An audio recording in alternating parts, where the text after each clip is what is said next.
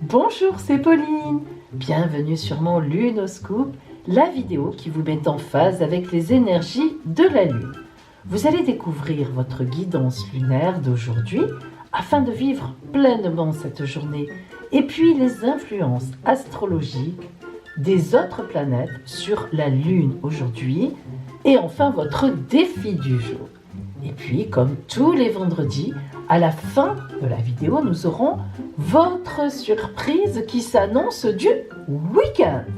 Et n'oubliez pas, dimanche soir, je vous le dis déjà parce que samedi et dimanche, je ne fais pas de lunoscope, même la lune se repose.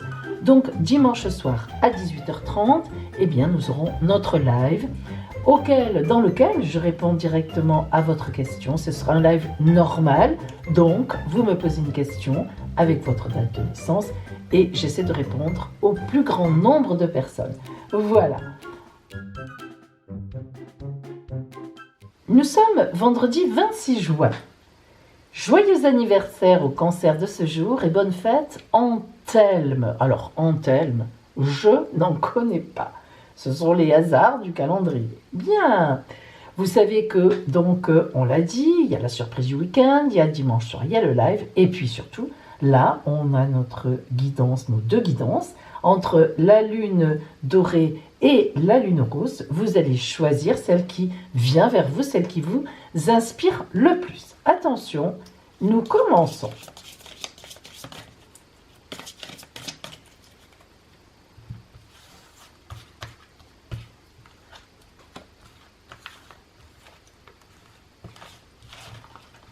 Voilà donc notre féminine-lune, la base de vos énergies de la journée. Nous rentrons maintenant réellement dans les énergies psychiques, physiques, matérielles, bref, vraiment toutes les énergies qui peuvent exister autour de nous. Et on verra lesquelles seront à privilégier aujourd'hui.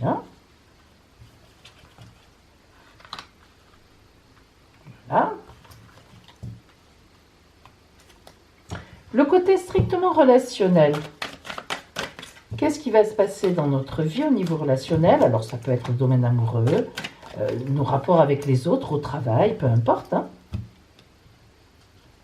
C'est Laura qui va décider. Hop, voilà. Et puis, vous savez que toute la semaine et la semaine prochaine, nous travaillons avec les runes. Alors, première rune. Je vais la chercher un peu au fond là-bas, les coquines. Ici, et deuxième rune, hop. Voilà. Oups. Ouh, ça accroche. Et voilà. Alors attention. Choisissez votre lune.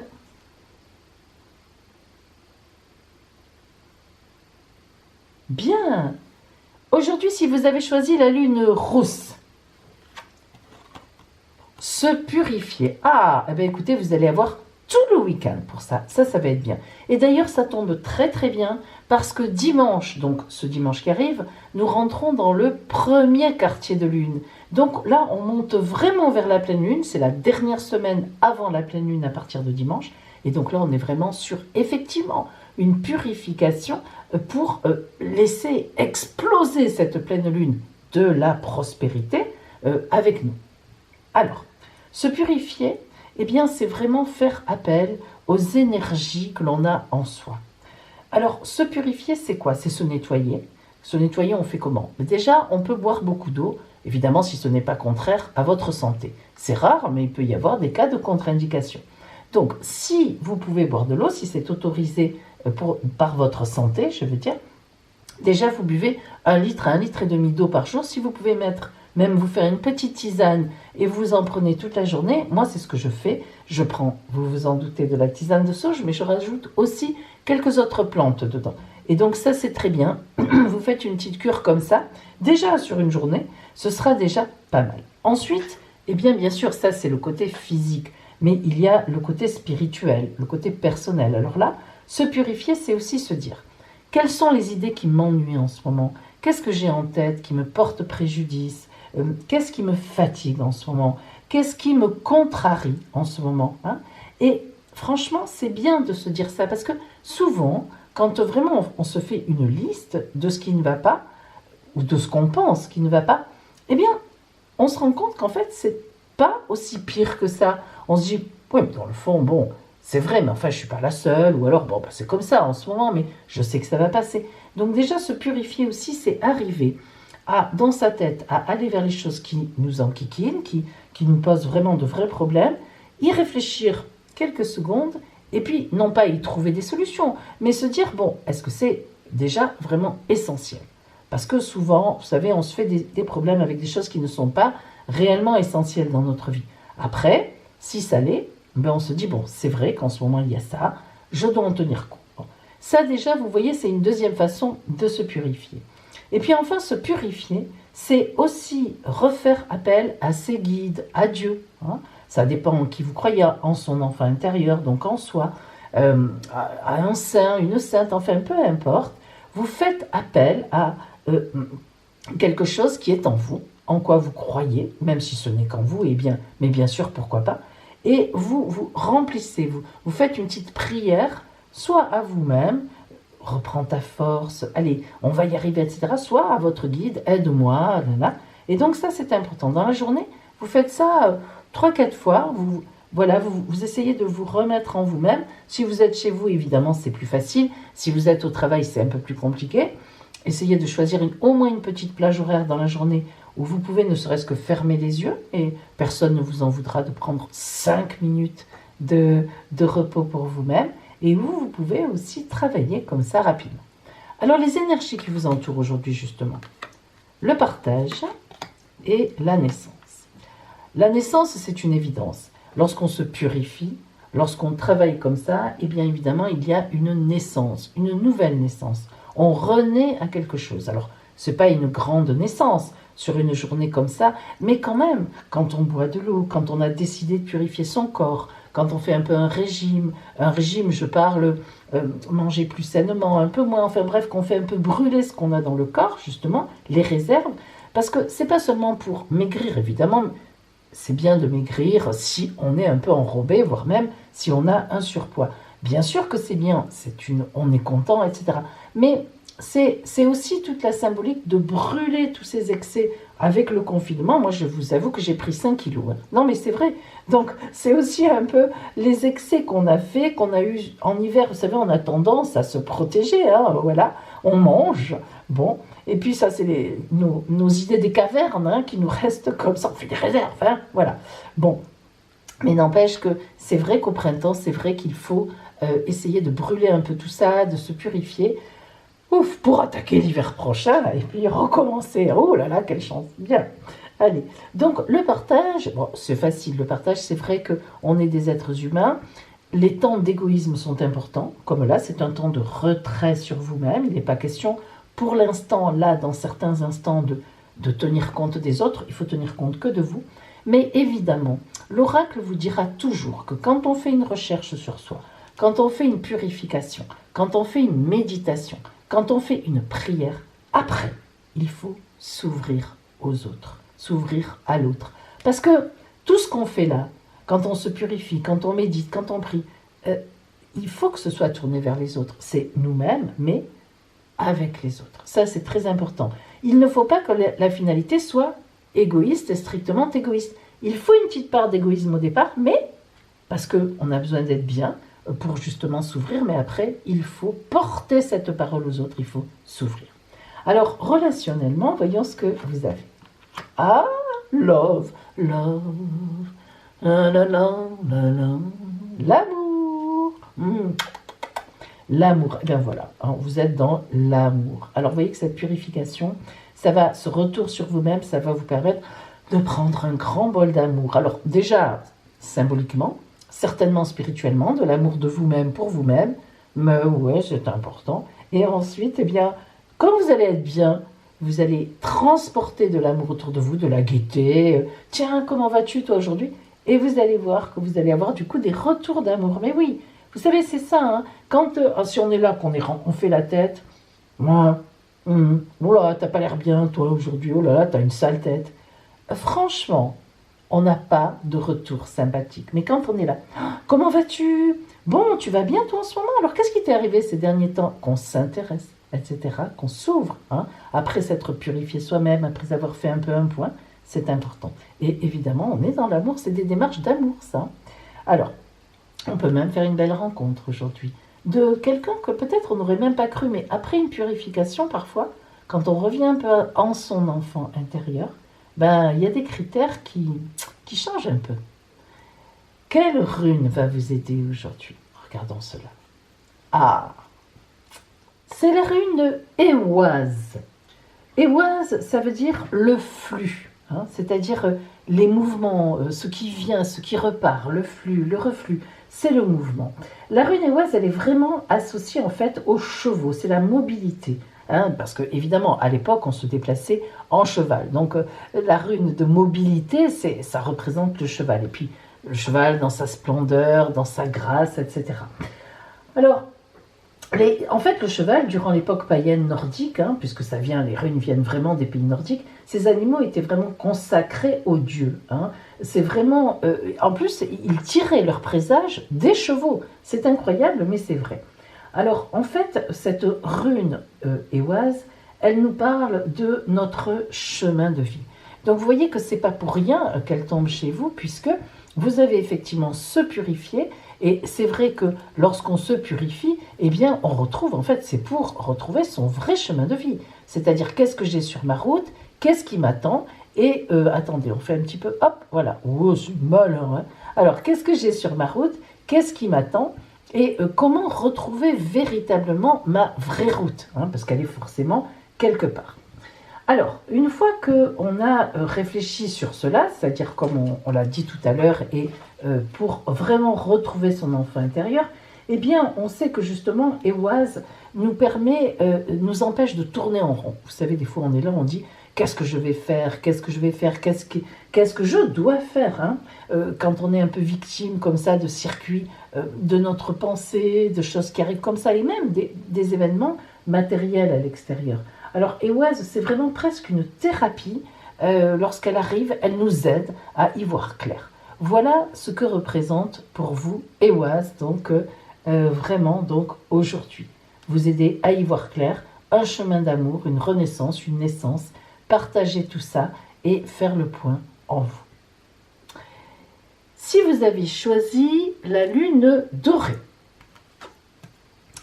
enfanté, j'aime beaucoup cette carte où l'on voit, en fait cette carte, on voit une toute petite femme qui est là, avec évidemment son ventre rond. Elle est paisible, elle est tranquille, je ne sais pas si vous le voyez de là. Elle a les bras vers le haut, elle est détendue en fait, elle se laisse aller. Elle est prête à mettre son enfant au monde, son projet au monde. Et en fait, au-dessus d'elle, le principal dessin, c'est ça. Alors en fait, c'est une spirale, si on remarque bien. Vous voyez, quand c'est bleu, vert, c'est toujours les sentiments. La lune est au milieu, on part de là, de la création, de la créativité, de la mer. Et hop, on va faire la spirale, on va tourner pour trouver la vie. Et quand on arrive à la vie, on arrive à toutes les couleurs. Enfanter, c'est donner vie à quelque chose. Bien sûr, ça peut être aussi, bien sûr, mettre un enfant au monde. Hein. Si vous êtes concerné, ça tombe bien. Mais c'est surtout, effectivement, donner vie à un projet. Mettre un projet en route au monde. Alors, vous êtes aujourd'hui dans cette dynamique de projet. Ça tombe bien, puisqu'on est dans la première quinzaine entre la nouvelle lune et la pleine lune. On est effectivement dans cette période-là, dans le temps des vœux et le temps de la mise en place des projets, le temps où on s'occupe des projets. En énergie, nous avons le silence et le voyage. Regardez, 2 cartes à fond violet. Vous voyez qu'elles se ressemblent en fait, à part le nom évidemment.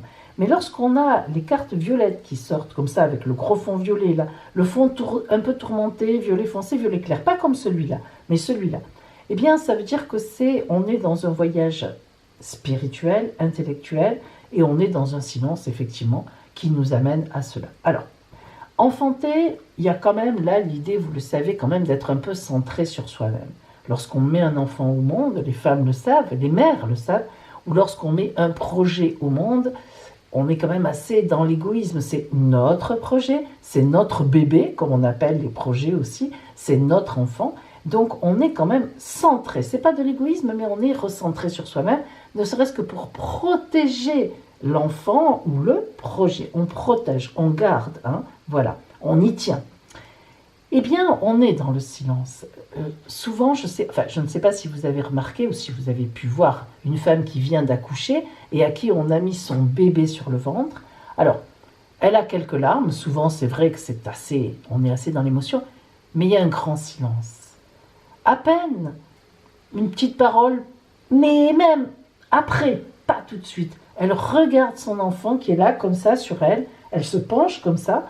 Et elle regarde l'enfant. Moi, j'ai souvent vu ça quand on voit, bon, moi-même, hein, je me suis rendu compte de mon attitude à ce moment-là, mais quand on voit à la télévision des femmes qui accouchent, enfin bref, vous savez, dans ces émissions comme ça, on voit la femme, on lui met, enfin, quand tout se passe bien évidemment, on lui met le bébé là et elle le regarde. Elle penche sa tête et elle le regarde. Et là, il y a un grand silence. Il y a cet accueil, ce moment magique où la mère accueille son enfant et où elle l'admire, où il n'y a pas de parole, il n'y a pas de mots, hein, c'est l'amour pur. Eh bien, c'est le silence, vous voyez. Donc, on a besoin, vous allez avoir besoin aujourd'hui, vous avez besoin de ce silence pour enfanter d'un enfant ou de votre projet. J'espère que tous les enfants ne vont pas naître aujourd'hui, hein. Les hôpitaux seraient vite débordés, les cliniques aussi, on a déjà connu ça. Ne remettons pas ça sur le tapis. Bon, voilà. Et le voyage, eh bien, c'est un voyage, hein. Un nouveau projet, c'est un voyage. Vers où on va? Où est-ce qu'on va atterrir et mettre un enfant au monde? Alors quel voyage, hein. Ceux qui l'ont fait le savent, hein. Ah, quel voyage, hein. C'est un voyage magnifique certes, mais pavé de certaines choses aussi quand même, hein. Donc un projet qu'on met en route, c'est pas neutre, hein. C'est pas waouh, tout va bien se passer. Oui, on aimerait bien, mais c'est pas garanti à 300%. Relationnellement aujourd'hui pour vous, l'illumination. Alors il est fort possible qu'il y en ait beaucoup qui mettent un enfant au monde. L'illumination, c'est, comme son nom l'indique, c'est que quelque chose nous vient d'en haut, ça relève du divin, et on est illuminé, on est transporté, on se transcende. D'ailleurs, vous voyez que ce visage, l'illumination, il n'est pas très net, enfin, c'est-à-dire qu'on voit de la lumière, et on voit notamment le troisième œil très éclairé, hein, évidemment. Et on a ce troisième œil qui balance son énergie. Hein, vous savez, c'est toujours pareil, l'énergie blanche, hein, le cercle blanc. C'est une grande protection et en même temps, c'est de l'énergie qui fuse, qui y va, qui s'en va, hein, qui va vers les autres. Alors, l'illumination, c'est ça, c'est que à travers ce voyage, ce silence d'abord, ce silence d'amour, ce voyage, vous allez avoir une illumination, c'est-à-dire bon sang, mais c'est bien sûr. Hein. Pour ceux de ma génération, c'est Raymond Souplex qui disait ça. Je vous laisse vous souvenir dans quoi et où. Bon sang, mais c'est bien sûr. Hein, voilà. Et donc, en fait, c'est une véritable illumination pour vous, pour vous-même. Vous êtes centré sur vous et sur votre projet et sur votre enfant, ce bébé que vous avez mis au monde, ce projet que vous mettez au monde. Et c'est une véritable illumination, vous allez recevoir ça. Parce que voilà, comme quand le bébé sort du ventre et qu'on vous le met là, vous avez une illumination. Eh bien, votre projet, c'est pareil, ça se compare. Alors, quelle rune vous allez avoir aujourd'hui? Tiens, j'aimerais bien voir ça.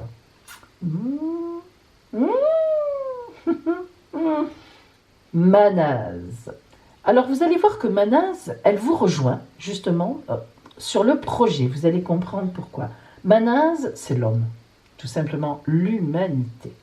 Vous imaginez là, alors on est enfanté, on est vraiment sur l'humain, sur l'humanité qui se transmet, qui continue, qui perdure au-delà de nous, que ce soit un projet, un enfant, c'est pour les autres, c'est pour le futur qu'on le fait, pas que pour soi. Alors la rune Manaz, elle est associée à la famille en fait, hein, c'est vrai, mais par famille, attention, hein, là on parle de la famille humaine, hein, on n'est pas...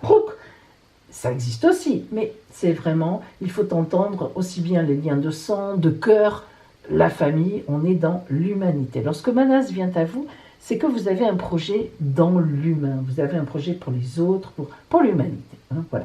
Alors, en fait, vraiment, souvent, quand on a un projet, d'abord on a du mal à le partager. Hein. Quand la maman met au monde un enfant, elle a du mal à le donner dans les bras de quelqu'un d'autre au départ. Vous verrez, si vous n'avez pas encore un enfant, mesdames, eh bien, mesdemoiselles, je ne dis pas messieurs, mais vous verrez que lâcher son enfant pour la première fois dans les bras de quelqu'un d'autre, bon, parfois c'est facile, on fait cadeau à sa propre mère, mais enfin, non, hein, c'est quand même, faut pas que ça dure trop longtemps. Alors, la rune manase ne signifie pas que le chercheur doive s'isoler, hein, justement, même s'il y a une part d'isolation quand on crée ce projet. Mais la rune manase vous dit au contraire de vous efforcer de trouver des gens avec qui vous pouvez partager cela, hein, en amour justement. Elle indique simplement que les personnes avec qui on peut partager sont rares, il faut bien le dire. Mais elle nous incite à quand même aller les chercher, à nous ouvrir. Ne restons pas centrés sur nous-mêmes, sur notre petit enfant, notre petit bébé, notre petit projet. On le fait, ayons conscience qu'on fait ça pour l'humanité, pour la Terre. Hein. Voilà en fait ce que vous dit la rune manase. Hein. C'est vraiment que ces liens entre humains existent et qu'il faut justement les préserver, les amplifier, les prolonger. Hein. Voilà, ils sont un soutien pour les autres, mais aussi pour vous-même. Voilà donc aujourd'hui nos deux guidances. Maintenant, nous allons voir les influences astrales sur la Lune d'aujourd'hui. Aujourd'hui, la Lune est en Vierge, c'est-à-dire qu'en ce vendredi, elle est dans le premier décan de la Vierge, elle passera dans la nuit dans le deuxième décan de la Vierge, samedi, elle sera dans le troisième décan de la Vierge, et dimanche, elle rentrera déjà en Balance dans le premier décan. Donc vous avez un peu la perspective. Bref, alors, notre Lune déjà en Vierge, de quoi nous parle-t-elle? Comment est-elle inspirée? Eh bien, la Lune en Vierge n'est pas très à l'aise. Pourquoi elle n'est pas très à l'aise? Parce que la Vierge, c'est un signe froid, on peut le dire, un peu moins que le Capricorne, mais quand même froid, terrien et calculateur. Alors justement, vous allez me dire, mais si la Lune, la Vierge est un signe terrien, de terre, évidemment, la Lune aime bien, puisque la Lune, elle marche bien avec la Terre. Alors, ce n'est pas faux. C'est vrai dans son côté, justement, inventif, dans son côté créatif, dans son côté éclairer la Terre. Donc, la Lune éclaire la Vierge. Quand elle rentre en Vierge, elle l'éclaire. Mais d'un autre côté, à l'inverse, la Vierge n'apporte pas grand-chose à la Lune. Parce que la Vierge est un peu beaucoup calculatrice, un peu égoïste. Disons que la Vierge, elle est un peu stressée et elle n'est pas encline au beau romantisme que peut donner la Lune ou bien à des cycles qui changent. La Vierge a peur de ce qui change, de ce qui bouge. Donc, la Lune, elle est contente d'être là parce qu'elle est un peu rassurée par le côté terrien de la Vierge, mais c'est surtout la Vierge qui apprécie le passage de la Lune. Donc, pour la Lune, ce n'est pas d'un grand bénéfice, mais bon, ça va, elle n'est pas complètement mal placée. Aujourd'hui, nous voyons deux petites bûchettes, deux petits bois verts. Vous savez que c'est positif. Alors, la Lune reçoit un très bel aspect du Soleil. Alors ça, elle est contente par contre. Soleil-Lune, ça marche bien. Et d'Uranus, la planète de l'électricité, des coups de foudre au vrai sens du terme, bam, bam, bam, des coups de tonnerre. Donc Uranus est contente aujourd'hui et donc elle envoie de beaux rayons à la Lune. Entre le Soleil qui envoie de la chaleur, de la lumière, de la clarté à la Lune et Uranus, eh bien, il peut y avoir de bonnes surprises aujourd'hui. Et puis surtout, Uranus et le Soleil vont donner à cette journée, avec la Lune, on va lui donner une envie d'ouverture. Voilà. Aujourd'hui et pour tout le week-end, vous allez rester sur cette idée d'ouverture. Je m'ouvre, je fais quelque chose en grand. J'ouvre les fenêtres, je vais courir, je vais marcher, bref, je vais aller voir des amis ou j'en invite. J'ouvre.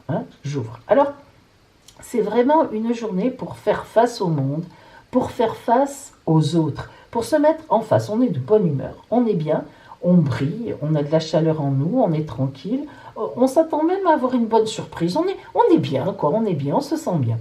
Alors, je vous ai préparé un défi, oui, qui va quand même bien avec ça. Hein, je ne vais pas vous rabattre le moral, vous vous en doutez. Donc, pour tout le week-end, hein, le défi, allez, là, on y va, vous avez le temps.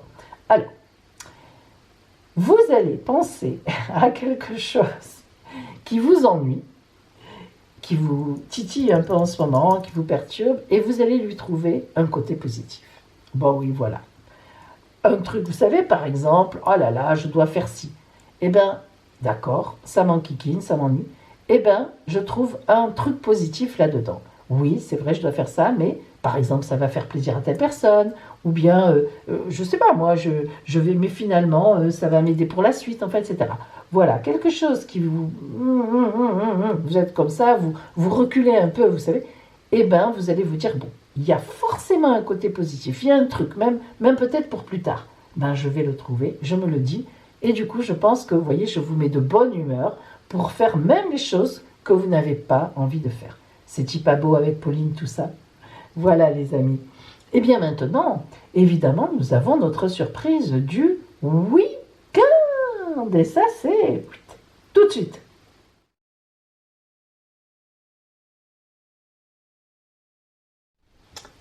Allez, notre surprise du week-end. Alors, comme je le dis souvent, vous avez ici des tablettes.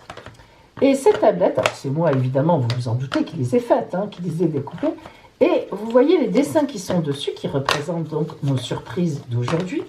Eh bien, je les ai en fait, je me suis inspirée, je les ai recopiés d'un oracle qu'avait fait mon arrière-grand-mère. Alors, bien sûr, c'est moi qui les ai faits sur ordinateur. Je les ai reproduits, l'idée, le dessin. Bon, par exemple, elle avait fait une maison, elle avait dessiné une maison, elle avait dessiné un festin, vous savez, avec le chapiteau, parce qu'à l'époque, la fête, c'était les festins.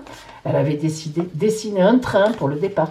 Voilà, donc j'ai repris ces idées, et je trouve que, parce que, en fait, il y a beaucoup de, de pouvoir dans ces cartes-là. Elles viennent vraiment de très loin. Et donc, en fait, je les ai évidemment traduites sur ordinateur. C'est quand même plus je ne pouvais pas me servir de ces planches. Ce sont des planches en bois parce qu'elles sont, elles sont très précieuses. Je ne veux pas les faire tomber en lambeaux. Voilà. Donc, je les ai dans un coffre qui est d'ailleurs sur mon hôtel d'énergisation de mes oracles, de mes pierres, etc. Vous voyez, moi, j'ai mes petits trucs comme ça. Alors, aujourd'hui, eh bien, vous allez choisir votre surprise parmi 3 tas. Je vais faire 3 tas, je mélange, on ne cherche pas à comprendre, voilà. Hop. Je fais 3 tas. Et à l'avance, parce que je vous connais, vous êtes des malins, il y en a qui me disent, mais maintenant je connais l'arrière des cartes. Il faudrait que je le peigne, je n'ai pas le temps. Je me suis dit, mais peins, au moins c'est... Vous savez comme j'ai fait les oui-non, j'ai peint derrière. Bon, il faut que je le fasse. Donc moi j'ai trouvé un truc pour que vous ne trichiez pas. Je suis très vilaine, mais c'est pour vous, c'est pour que ce soit vrai. Alors, vous allez à l'avance choisir tas 1, tas 2 et tas numéro 3. Allez, choisissez 1, 2 ou 3. Choisissez. Ça y est? Allez, maintenant je forme mes tas. Voilà. Vous ne changez pas, attention, vous n'avez pas le droit. Allez, donc tas 1, tas 2 ou tas 3. C'est parti. On va faire le tas 1, on va faire le tas numéro 2 et on va faire le tas numéro 3. Tas numéro 1, votre surprise de ce week-end. Attention, tadam! Ouh! Alors là, la surprise de ce week-end pour vous, ça va être une ouverture. On en a parlé un peu déjà tout à l'heure. Vous ouvrez les volets.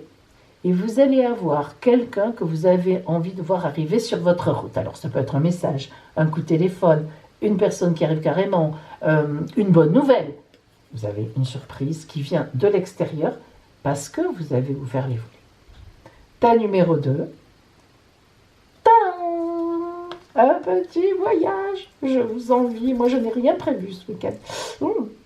Mais justement. Mais en fait, je crois que j'ai choisi le tas numéro 2.